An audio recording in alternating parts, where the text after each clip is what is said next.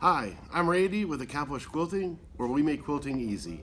Today I'm going to show you how you can change your check spring on your tension assembly or high performance tension assembly. It's something that it's easy to do. It might be scary, but no need to be scared. Nice, easy tips. You can fast forward it, rewind it, however you want to do it to keep track. But I have in front of me a high performance tension assembly. What I want to do is change this check spring on it.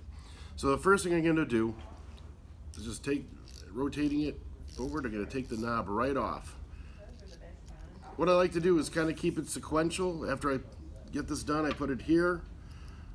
The knurl plate, that's the next one. I put that right here. Beehive spring right there. Right there. Ceramic piece right there. And this piece right here. So I have it all in order exactly how I'm going to put it back in. You look at it, take a picture of it, just in case it gets all bumbled up. That's what it should look like. Then what I'm going to do is, if you look right here, there's a little screw that requires an Allen wrench. I'm not going to take it all the way out. All I'm going to do is loosen it. Just loosen it a little bit like that, and it'll make this piece come right out. This is the tricky part, trying to get the spring out and put it back in too. So what I'm going to do is I push it up like this, grab it, comes out, and then you can just work it out.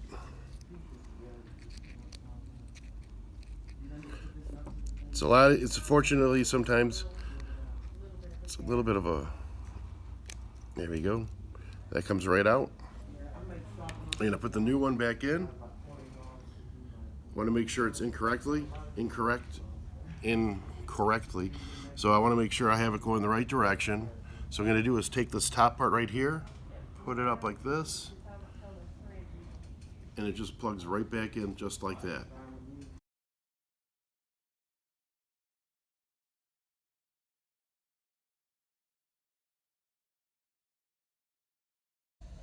Again, I'm going to wind it up like this.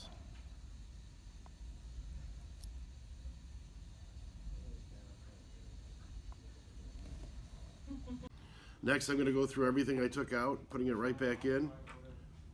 This piece right here. Now you're going to look right here on this piece that has a little slit right there. And that's so that the check spring, there's a little hook in the check spring that you want to line it up with. If you look in there, there's a little hook in there. So you want to line up the little divot in there with the hook, and you'll feel it go right in. Exactly what I'm looking for. So what I'm going to do is line up the little crease in here with that little divot sticking out.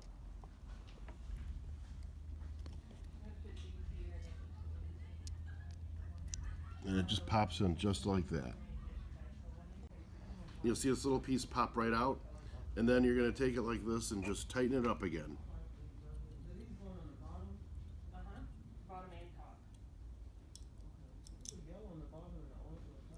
Nice and tight. Now if you look when I did that, the check spring came back out to the middle. Where I want it to be, it's probably straight up top right there. So I'm going to loosen it again and put it exactly where I want it to go. Right back there. Keep it right up there. And then tighten it. So it's all the way back up against the slit in there. So now I'm going to go right back through all the things that I placed out in front of me. Ceramic disc.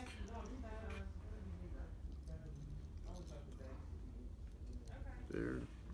Ceramic disc.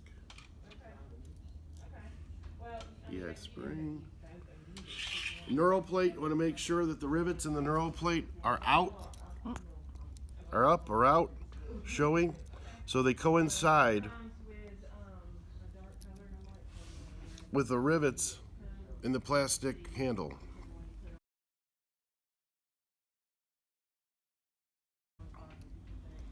I'm going to tighten it up, and you're ready to put it right back in.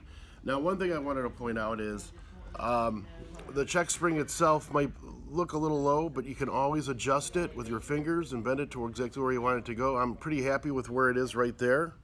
It's in the middle, it's not really touching anything. It's going to work out excellent for our machine.